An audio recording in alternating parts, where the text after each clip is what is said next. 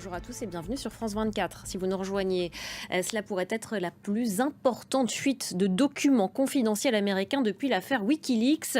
Le Pentagone dénonce un risque très grave pour la sécurité nationale des États-Unis.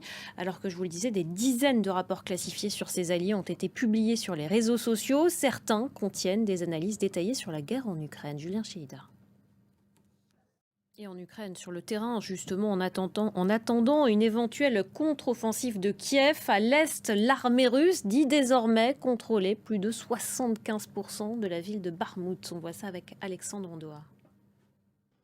C'est une autre guerre qui dure, elle, depuis 8 ans maintenant. Au Yémen, l'ambassadeur d'Arabie Saoudite dans le pays est à Sanaa depuis hier, lundi. Et on en parle avec vous, Armel Charrier. Bonjour. Les discussions sont donc en cours en ce moment à Sanaa, la capitale. Discussion entre Saoudiens et Yéménites. On tente de trouver une issue à cette guerre. Une issue politique déjà. Merci beaucoup, Armel Charrier, pour cet éclairage. En mer Méditerranée à présent, les gardes-côtes italiens tentent toujours en ce moment de sauver 1200 migrants. On part aux États-Unis. Les États-Unis où un élu noir démocrate du Tennessee va finalement retrouver son poste temporairement en attendant l'organisation d'une élection spéciale. Il avait été exclu la semaine dernière pour avoir manifesté au sein du Parlement local en faveur d'un meilleur encadrement des armes à feu, une exclusion jugée raciste. Jade Lévin.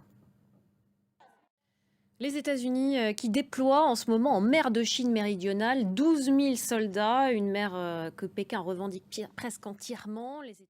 Et dans ce contexte, le président brésilien Lula débute une visite officielle en Chine pour 4 jours. Il est accompagné de nombreux chefs d'entreprise. Son voyage en Chine, Emmanuel Macron, lui, entame une visite d'État de 2 jours aux Pays-Bas. Il y prononcera notamment un discours sur la souveraineté européenne. En France, toujours le choc après l'effondrement ce week-end d'un immeuble dans le centre de Marseille. Hier, un 6e corps a été découvert sous les décombres. Au total, près de 200 personnes ont dû être évacuées par précaution des immeubles alentours. Jade Lévin. Voilà, c'est la fin de cette édition. Merci beaucoup de l'avoir suivi. Restez avec nous sur France 24. L'information continue.